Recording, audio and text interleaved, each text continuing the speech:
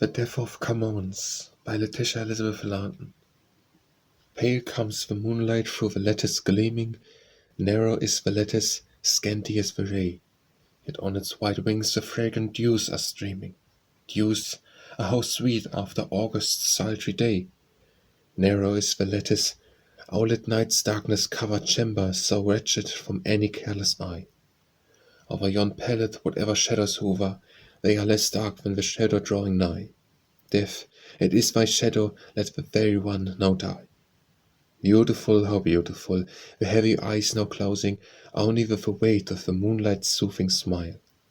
Or do they recall another hour's reposing, than the myrtle and the moonlight were comrades the while? Yes, for, while memory languidly is fetching her treasures from the depths which they have lain among, with fragile hand, how thin, how weak, is sadly sketching figures and fancies that sails white walls along. On the lip there is a murmur, it is the swan's last song. Dark order of Saint Dominique, thy shelter to the very is like thy rule, cold, stern, unpitying in its aid. Cold is general charity, lorn the sullen dreary, yet they, the way-worn wretched one, may rest the dying head. Who would remember him? Who does remember? He, the ill-fated, yet the young and gifted one? Grief and toil have quenched life's once aspiring ember. High heaven may have pity, but man for man has none. Close thine eyes, Camoens, life's task is nearly done. Fable his hand upon the wall is tracing one lovely face and one face alone. E'en the coming hour, other memories effacing, leaves that as fresh as when it first was known. Faintly he traces with white and wasted fingers what once so lovely, what is still so dear. Life's latest look, like its earliest one, yet lingers on the large soft eyes that seem to meet him here.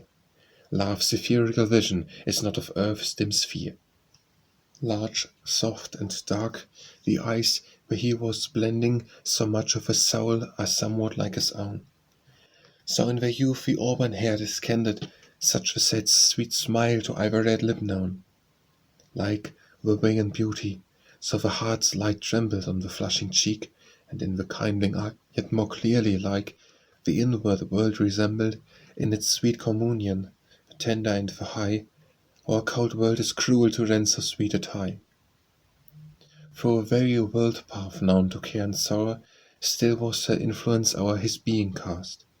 She was the hope that whispered of tomorrow, she was the memory music of a past. She was in his numbers, and those numbers breathing of his country's glory made it glorious more. To its sovereign language long harmony bequeathing, haunting every wild wave dashing on its shore. Nay, the poet's music is lovely as of yore. Dream not that the love which haunts the poet's spirit is the common passion that sweetens daily earth. From a world ethereal, its nature must inherit all the high imaginings that crowded round its birth. From the pure pale stars amid the midnight watches, it asks for inspiration lofty and divine.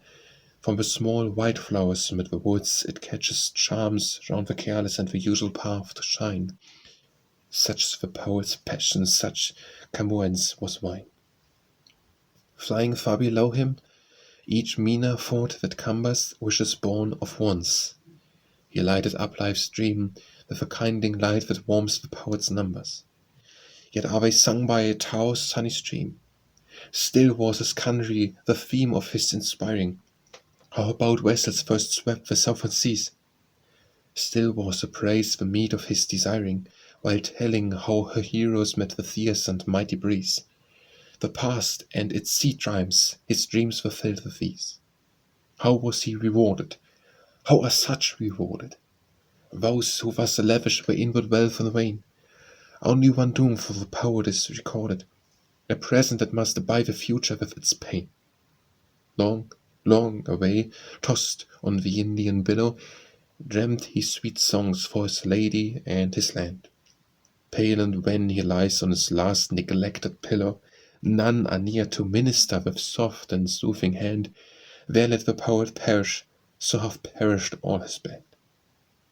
Heavenly, Heavenly his large black eyes are closing on the twilight loveliness they are too faint to know. O'er that pale high forehead a shadow is reposing, peace to the very heart that languid beats below. From that sweet lip its old songs are departing.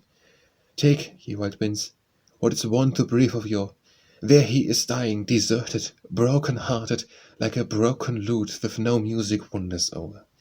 Farewell to Camoens, the swan will sing no more.